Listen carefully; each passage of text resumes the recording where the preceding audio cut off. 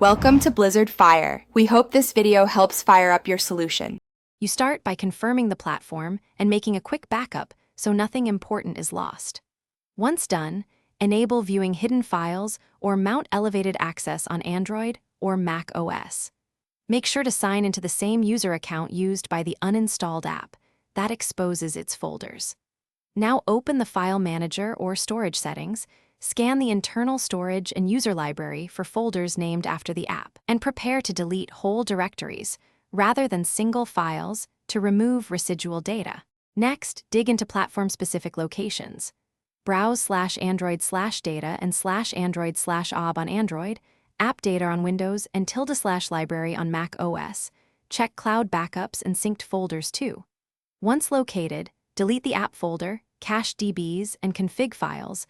Remove related log files and package name directories. Also open account and permission settings to revoke any app-linked credentials or sync tokens. Make sure to empty the trash and clear system caches so the deletions aren't Finally, empty the recycle bin or trash and run a cache clear operation. This completes the removal.